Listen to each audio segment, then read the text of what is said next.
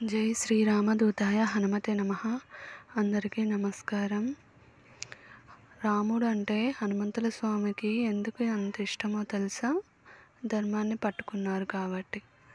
అంటే ధర్మాన్ని పట్టుకున్న రాముడిని హనుమంతుల వారు తన వెన్నంటే ఉండి రామస్వామిని తన కష్టాల నుండి బయటికి తెచ్చారు. సీతమ్మ తల్లికి రాముడిని అందించారు, లంకా దహనం చేశారు, రాక్షసులతో తలపడ్డారు, ఇంకా సప్త సముద్రాలు దాటారు, సంజీవని కొండని తెచ్చి లక్ష్మణస్వామిని బ్రతికించారు, రావణాసుడి సంహారంలో రాముడికి సహాయపడ్డారు. ఇలా చెప్పుకుంటూ పోతే చాలానే ఉన్నాయి. అలాగే సముద్ర వారధిని లంకకు వానర సహాయంతో నిర్మించారు. ఇలా అసాధ్యం కాని పనులన్నింటినీ సుసాధ్యం చేసి 14 సంవత్సరాల అరణ్యవాసం తర్వాత రాముల వారు అయోధ్య రాజ్యానికి సీతా సమేత పట్టాభిరాముడైనాడు.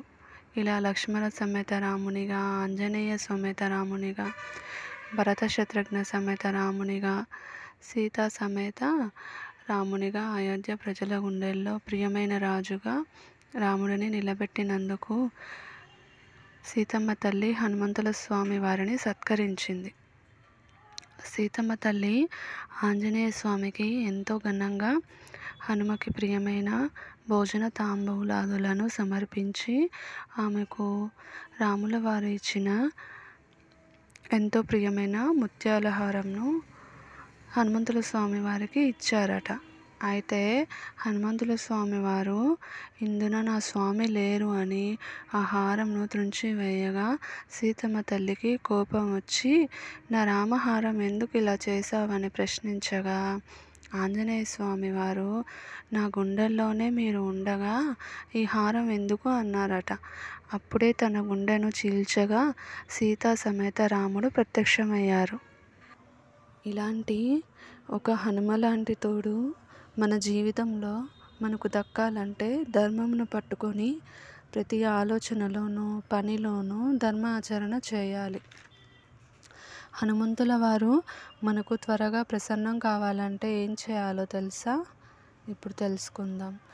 ధర్మమును ఆచరిస్తూ నలుగురిని ధర్మ మార్గంలో పయనించేలా చేయటం, తల్లిదండ్రులను మరియు తోడబుట్టిన వారిని గౌరవించటం, ఏకపత్ని వ్రతుడుగా పురుషులు ఉండటం, అలాగే స్త్రీలు పతివ్రత లక్షణాలతో ఉండటం.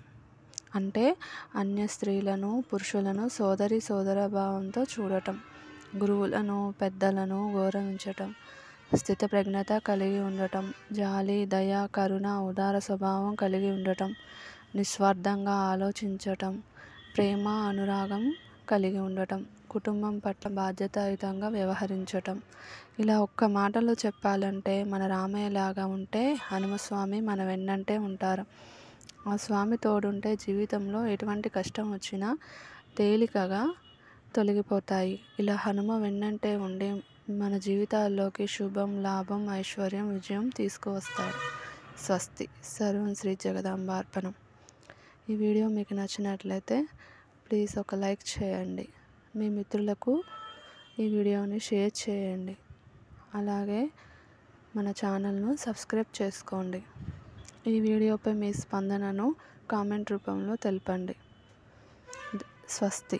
ధర్మస్య జయోస్తు, అధర్మస్య నాశోస్తు, ప్రాణేషు సద్భావనాస్తు, విశ్వస్య కళ్యాణమస్తు. సర్వం శ్రీ జగదాంబార్పణం.